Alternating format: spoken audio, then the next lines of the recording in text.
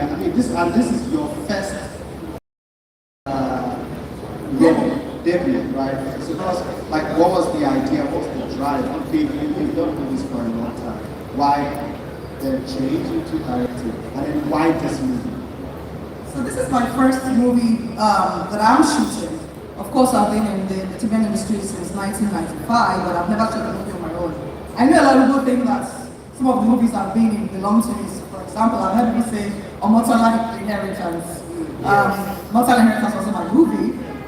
Yes, so that was something. I've also heard people, say things like, oh, they thought Alter Ego was my film. But those are not my films, I only just started them. So my movie, for the first time that I'm producing and directing, is Mother's Love. And why Mother's Love? Or why 30 years? Why did it take me 30 years to do a movie? I didn't think at the time that shooting a movie was a priority. Because I feel like when you're, as an artist, when you want to shoot a movie, you should have something to say. Yeah. I don't believe in shooting movies for commerciality. I shoot movies because I feel passionate about the story. Otherwise, I can do other people's stories, right? So, clocking 30 years, I just felt like I'd come of age.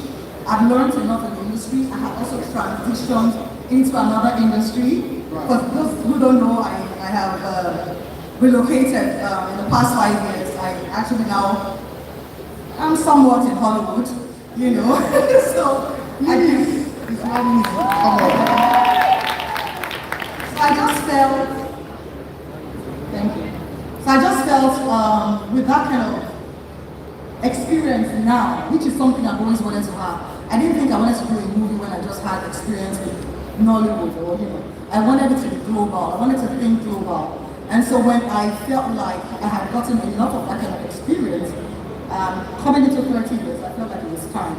And Mother's Love because of the story. I love the story of a mother and a daughter. How many people here have first daughters, say for example? First daughters, with plenty.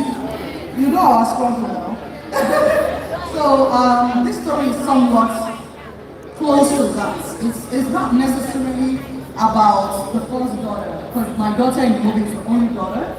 But it's still the story of a daughter, and she's the first daughter. So it's a story of how a daughter and a mother really, how their relationship is, the dynamics of their relationship. And because of the kind of relationship I have with my own mother, and what I'm having now with my own first daughter, or my daughters, I think it was a very important story to tell. Right. You want to tell us a bit more about your relationship with your mother? I mean, were you guys good? Were you friends? So the relationship with my mother was a little bit tricky. I'll give you a little background so you understand why. I was an only child for a very long time. I was very close to my dad. My dad was the manager of Lagos Country Club Ikeja. So you can understand his kind of mindset and his lifestyle. I schooled at Chrisland, which is very close to the country club, you see. So when I would be, and at the time, prior to this video going, then we moved to when my father built his own house in Yanopaja. So my mom is very far away, she's all the way in Yanopaja. Me, I'm schooling in the Ikeja with my dad, right? So after school, my dad would just send the driver to pick me up, and guess where I would end up? In the town. Do you understand? So Mondays to Fridays, I spent time with my dad. And my dad was not a disciplinarian. He was a giant guy. Yeah. And so imagine that only on Saturdays and Sundays, in fact, Sundays and on Saturdays, so I would somewhat follow my dad. So it was only on Sundays my mom would think was the only day she had to discipline me. Right. And get all that discipline in. Right. And so we were naturally enemies. I disliked her so much, I actually thought she wasn't my mom. Wow. My dad had a lot of girlfriends. I liked one of them a lot. so I claimed her. So when she would come to my school, unfortunately, she was a white girl. So I would tell people that was my mom. And the longest time, one boy actually thought I was beautiful. I was very fair when I was younger. So people thought she was my mom. And so, so all of that kind of dynamic of the relationship I had with my mother was really strange and all of that. And my mom was a disciplinarian, so imagine that. So on Sundays, I would get a beating of my life, enough to last the whole week. And so, I didn't get close to her until I actually got married. Almost sexy. Where did that name come from? Homosexuality came from my husband knew that. So it means we shouldn't be using that name actually. No, it's common. He actually bought me a car and he had been calling homosexual for a long time, for many years, but nobody knew. Right. But when he now bought me, I think a lot of people probably saw that car, there was a Lincoln Navigator on his brain. It was like, everybody knew that car. And so he put homosexual on the picture, so then everybody now knew that. Nice, brilliant. I mean, you've been doing this for 31 years on screen. You've had a lot of firsts. I don't think a lot of people know. First African to, be invited to the Grammy, right? First African, to, be on the Time magazine, right? 100 best influential people, most influential. Like, how many awards, how many recognitions do you have? And then how do you handle and manage these things? 30 years. Sorry, say that again. How do you manage and handle all of these things? The fame, the attention, and everything. I'll say I've always been a very down-to-earth person.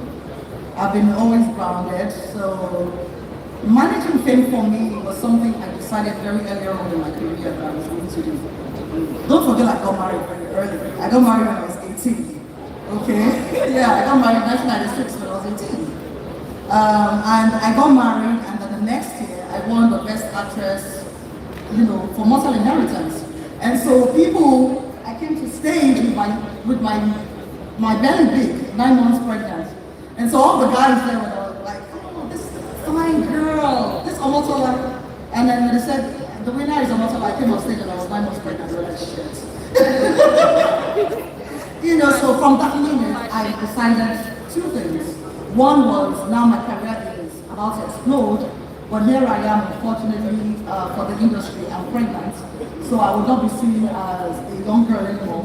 So I decided at that time I'm going to own my sexuality. Because as an actor, you need that, as an actress. And then the second thing was, I decided, you know what, if I'm going to go far in this industry, I have to determine from now what my 10 years, my 20 years, or even now that I'm 30, my 30 years is going to be like. And one of the big things I did at the time was to invest in my family and make sure that, that foundation was solid, because I knew that that's the only thing that would hold me down, you see. Right. So investing in families, I'm a big family person too, so I like to invest in family, right? So it's very, very, very key for people to invest in. Yes, and I think that, it's a strong foundation for people in the industry, right? Because you get exposed a lot, job, stress, and deliverables and everything. But once your foundation, home, is good, it gives you that balance. So I think it's a very valid information for a lot of people to look at. Investing in your family is very, very key, right? We have a lot of young people. I think sometimes we're talking about before it was the movie industry, right? Now it's the creator industry, right? Young creator, and a lot of people are trying to go into it. At the same time, the young people are also trying to go into the movie too as well, right? The same thing. Same thing. Just different formats sometimes. Exactly.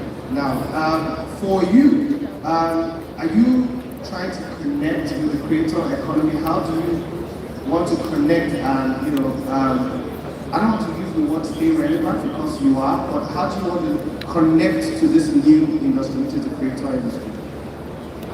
I don't think I'm connecting enough. That I have to say. But I want to connect even more going on out. And the reason is because for those of us who started very earlier on, we kind of understood, internet and the Internet of Things differently. I was the first person that had 1 million likes on Facebook. Wow. So, in the whole of Nigeria, yeah. So, what I said that to say that, of course, I was interested for me to have that feat. But I think along the line, it changed. The reason for that change. In those days, one would post on Instagram or Facebook when it just started. It was just really because I wanted to connect with our fans and let them, because a lot of people who were other than WhatsApp blood stole them. So for us then it was an opportunity to get to know who the real you was, you know, and all of that. But then it kind of like moved from that. It now became more of almost like a test track. That's what it almost became like. Like now you're no more posting because you enjoy, because I like this picture and I just want to post it. Now it's, oh my God, if I post this picture, is it going to get likes? Is it going to get, you know, is it going to reduce my, what do you call it, you know, my insights, engagement and stuff like that. And so when it became that stressful, I guess some of us just fell off. Right. I'll call it falling off. Yeah. We fell off the social media or the internet of things thing. So yeah, I would say at some point I got disengaged. Right. I really, there are many times I didn't even come online for months on end. That's the truth. And especially when it became very toxic. So now you hear a lot of celebrities saying they're deactivating my account or I'm staying off social media and stuff like that because it's so toxic. And sometimes it messes with your mind. And as an artist, the worst thing that can happen to you is for your mind to not be right. Right. That's the only thing you have is your mind. So if everything so if at the end of the day something keeps draining that mind, everything else gets affected. So for your sanity, sometimes it is important to stay away from social media. Right. So it's basically people need to understand when to stay on and when to stay off. Right. Also, yeah. Also, I think like you mentioned, sometimes it gets toxic, right? For someone like you, 31 years, you've been able to keep Omotola as Omotola, right?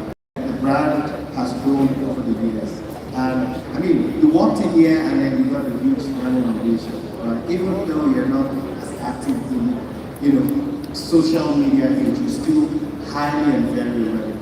I think people like you, when you're on, we're not forcing you to come on into the social media, but I think people like you also need to come on and help guide some of the young people as well on how to stay on that space, right? Because we have a lot of young people, social media is what they find, that's where they go on, right? We need more people like you to be on there, showing them the kind of things to talk about, showing them the kind of places to go, showing them how to carry themselves, right? One thing that I understand, with you, right, is you are never caught, how do they say it? Fresh. On fresh, exactly. Yes. You are never caught on fresh, right? How are you able to keep up with that? A lot of young creators, they focus on just their brand on screen. Off screen, it's almost like they don't exist, right? And a lot of young people struggle with that. How are you able to keep up with the screen? We see the Omotola sexy, and off screen is still the same thing. I'll say to a lot of young entertainers, because I don't like to say creators or this or that or influencers. We are all entertainers, actually. I'll say to young entertainers coming up in whatever format or whatever you're using to express yourself, I'll say you need to know the difference between the brands that you carry. Differentiate those brands. You have the brand that is out there. For example, I have Omotola. Omotola is the mom and the person who carries the entire brand. Then I have Omo Sexy. So when you say unfresh, I am sometimes very unfresh. That is the truth. Very, very unfresh. Like I don't wear makeup, I don't wear hair. Personally, the real Omotola, I don't like nails, I don't like makeup. I know that would be very shocking to many people here. But it's the truth. I don't like to wear makeup. I'm pretty much like a tomboy, to be honest. Because I like cars. I like properties. I don't like the things girls like. Maybe that's why I think sometimes I'm not a girl's girl, because I really can't even I don't have friends that are girls. Because we don't have anything in common. I don't have things, I don't shop. Like, you and I can sit down and go, that bag just came out, let's go and buy it. How? Like, I don't talk about things like that. I talk about properties, I talk about cars, I talk about things that boys talk about, you see? So, but that's the real Omotola. Oh, okay. That is I thought I was going to make it up. But that's just me, and everything. And so I keep that pretty much much in the background at home and everything, because that's not necessarily the business of the public. That's the real me. That's what serves me. That's my soul. Now, what people like to see most times is almost sexy. So I make sure that I curate almost sexy. Right. So Omotola does not do what almost sexy does not need. You have to know the difference. Omotola likes to eat body. I like to eat body. So I disguise as Omotola to stop on the road to buy body. Right. That cannot be almost sexy. Right. Do you see? Yeah. So Omotola will drive to look for you. Enclosed body seller. Because almost sexy cannot be seen eating body. You see the difference? You see? Right. So it's important to know the different brands. And for your sanity, like I said earlier on, because in our business, mental health is a big deal. Right. And that's why you see some creatives, end up saying they don't know the difference anymore, they get lost. And it's easy to get lost if at the end of the day you don't know the difference in your brands. Yeah. For me, my family comes first in everything I do. That's Omotola. And so everybody else, almost said, I have another one called Omoti. Now, Omoti is the crazy me. So you see that person that people see and fear, that's actually Omoti. Right. That's the truth. Because Omoti is the activist. Omoti is the advocate. Omoti is actually the singer. So even my music, you hear my activism and all of that. So that's Omoti. And so those people, those brands are all working for Omotola. They serve Omotola, they're not bigger than Omotola. So there is no way I'll allow any of them ruin Omotola. And you have to understand that. Anytime I can drop almost sexy and walk away, I'm serious. I can turn my back on almost sexy any day and decide, you know what, I'm done with that. But I can't turn my back on Omotola, not Omotola the name, I'm talking Omotola the embodiment. Alright? Because Omotola the embodiment is the wife, she's the mother, she's my soul. Is my brain. You see? So you have to know anything. You have to know those things. And it's deep. You have to understand it. And when you understand it, that's why you don't have issues. Because you know how to separate each one of them and know what's on it at what time. That's amazing. So I think these are the kind of things a lot of young people need to understand. Right? There's you at home, there's you on screen. There could be another altar, and they need to understand and differentiate all of this. I think a lot of young people just get into it. I think an example, just to address that. Yeah. I don't want people to, this is very important to me. For example, a lot of you know I'm also a speaker, right? You guys know I speak to all that. So imagine if I was going to speak at the UN, I'm a UN ambassador. I'm not going to dress like this. This is almost sexy. UN ambassador. Do you understand? Do you guys understand me? Yeah. That's the different. So imagine if I don't understand the different brands, then because this is a speaking engagement as well, yes. And if that's a speaking engagement as well, then I'll not say, okay, they want to come and see me, I'll not dress like this. No, I will be dressed in maybe a suit, right, or dress, yes. Because that's a different brand, you see, than this one. Right. So so that's why sometimes creatives seem to be confused because they don't know the different brands and what is needed. Right. Very key. Now you transition into Hollywood. How is that? Tricky, very tricky. I mean, you don't expect it not to be. This is Hollywood, right? And you're there for thousands of years. I had transitioned into Hollywood a long time before I physically transitioned there. Right. And if some of you have been following the news, you remember that I did a CNN interview a while ago, I think it was 2014, where I was asked if I was going to leave physically to Hollywood. I said, never. And all of that stuff. That was actually my belief because I wasn't a very patriotic person. And I remember saying something like, what's the Jamaican superstar again? Bob Marley. It was like Bob Marley didn't have to leave Jamaica to be who he is and everything. And I remember my manager was so mad at me. I felt like it was like, Muslim, please, why did you have to say that? Because that's what I believe. And at the time, that's truly what I believed. Now, how many years down the line, what changed my mind? Yes. I realized that Bob Marley was living in a different time. And I was always living in a different time. And what it is that, even though now it's easier for me to discover you everywhere, because of the internet, right? It is harder to enter, to get into the film industry from anywhere. That's just the truth. I've been visiting Hollywood for over, my kids live there. I've been visiting for over maybe 20 years or even more or something. But you are never truly an insider. Right. Every time you leave and you come back, you have to reintroduce yourself. And it used to frustrate me because I came into Hollywood by God's grace from the top. Like they were inviting and flying me in from Nigeria as a superstar. That even from Hollywood stars were not getting, the kind of treatments they were not getting, And but every time I left and I had to come back, I literally had to start again, introducing myself, trying to get into it. And I was like, I wouldn't get further if I really want a global career this way. And so after COVID and all that happened, I was like, you know what,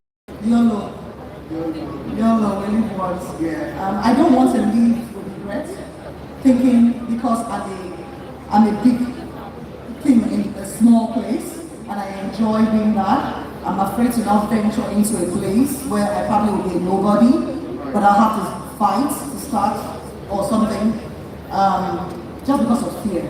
So I decided to face that fear and just go for it. And so here I am, 5 years on. Amazing. Fantastic. So,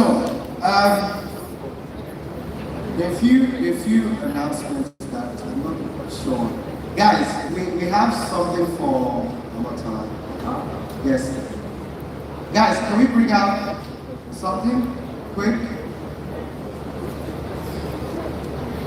Yes, we are ready.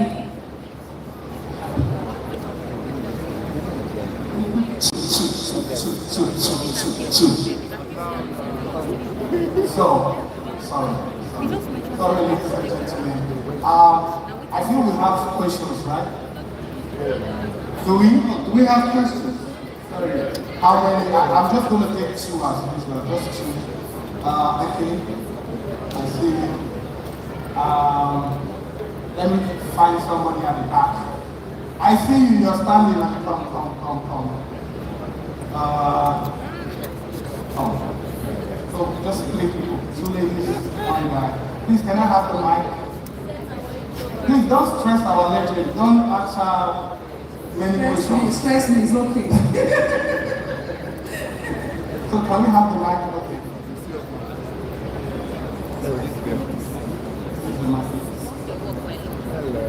Remember? Christopher, I like what you're wearing. Oh, did you guys hear that?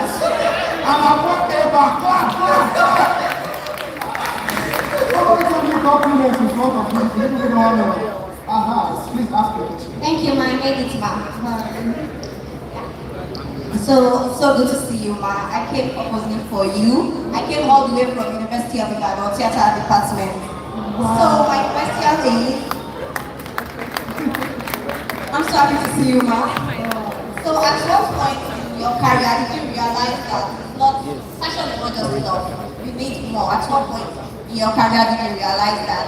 And also my other question is that what would you tell a theatre student that is transitioning into a movie? What would you tell a theatre student that is transitioning into movie?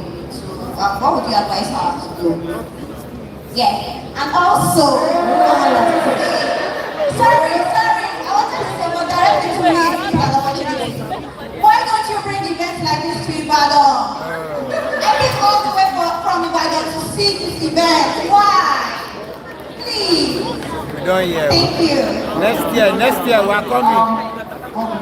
She's shaking. What's your name? Oluwaseunlere Ogundiran. My stage name is Mandela. Oluwaseunlere Ogundiran is my name, and my stage name is Mandela. Marvella. Yes, ma'am. Oluwaseunlere Marvella. Yes, Okay, ma'am. nice to meet you. Nice to meet you And safe too. travels back to Ibadan. Thank you, ma. Okay, so your first question was, is passion enough? At what point did I know my passion was not enough? Yes. I'll say very early on in my career. I'll tell you something. Like a lot of you probably have read this in my interviews. I didn't plan to be an actor. It happened by mistake. Okay, my mother was a widow and I lost my father. And we were hungry. That's the long and short of the whole thing. I was just looking for a way to help my mom. I had 2 younger brothers and she was struggling badly. So the minute I left secondary school, I was about to get into university. I just didn't want to idle. I wanted to help her. So a neighbor of mine who was a model at the time, Anyanwu at the time, it was Mr. Big. You know, Gen Z children, you probably don't know that. But he was all the billboards back in the 90s, you know. He was a neighbor, and so he was like, you know, this little girl. At the time, I was 15. So he was like, let me help you out, you know, show you the ropes. So I started out by modeling. And it was from there, I was with another model friend, who I don't even remember her name today, who was going for a film audition. But you know, our own modeling and audition had not started. And she was like, I'm going for this other film audition. Do you want to come with me? I was like, no, I'm not doing anything. I was escorting. So I escorted her. She got in and she didn't get the part. She came out, you know, downcast and all of that. And she was like, do you want to go try? I was like, are they collecting money? I don't have money. I said, it's free. So I went, you know, I was broke. So I went in there and tried, and I got the part. And that was it. I mean, needless I say, I and my friend were friends after that, but you know, that's besides the point. Well, anyway, so that was my introduction to acting. But when that happened, there was something that, so after the first job, second job, and the first job, they paid me a lot of money. Don't forget that I was looking for money. So back in the day, this is 1995, I actually, my first pay was 40,000 naira. Wow. Yeah, but I was shrewd. I've always been very shrewd businesswoman. And I remember I negotiated myself. And the first thing I came to my mind was, Jesus Christ, that kind of money. And so the minute I realized that I could make that kind of money, and all the directors at the time were telling me I was that good, I was like the new thing in the industry, like everybody was talking about. People were like, there was no phones then, you know, back then, there were no cell phones. But we had 090, not 9 months. Not 9 months people, are you here? Gen Z from here, Jesus, only 1 or 2 people. So you don't know not 9 months. Wow. Anyway, in those days, we had 090, not 9 months, let's call it. So you know, so a few of us had those things, you know, so I'll use that to call producers and stuff like that. And I got wind already that I was good and I was thinking. The next thing I did immediately was to go and start researching. How do I need money? What do I need to do? How do I need to position myself? And I kid you not, from the minute I was called on that stage, that I won the Best Actress in English, the Best Actress overall, by that time I was 17, the next month I got myself a manager. The next month I got, and I didn't get a local manager. Sorry, nothing against local managers. I'm just trying to tell you my thinking. I've always had global managers. My manager at the time was American, by the way. So that's to tell you how vicious I was from 1997. So it's intentional. I was very intentional. So if you want to go far, you have to be very intentional. The second question was, how, do you remember your own question? It was in my head.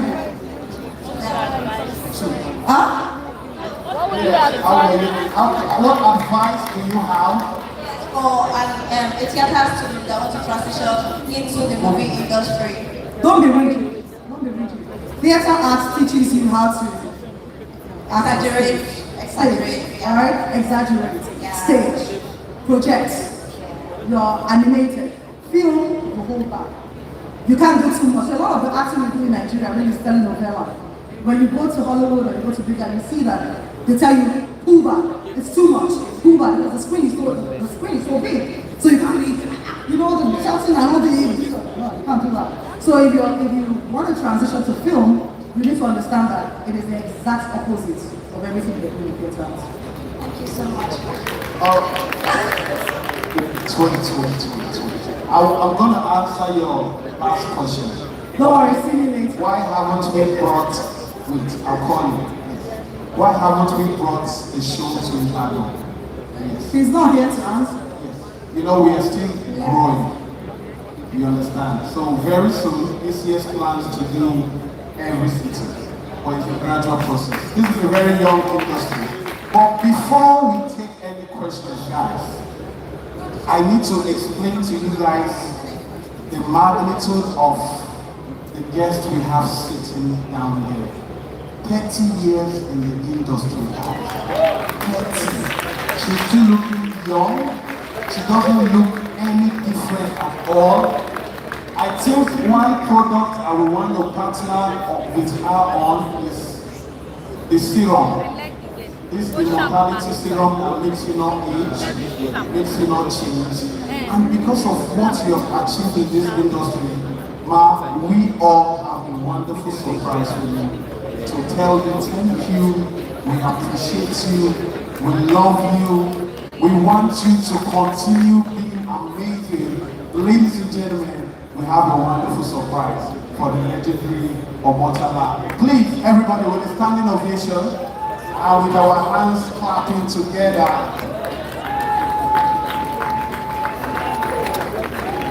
Oh, okay.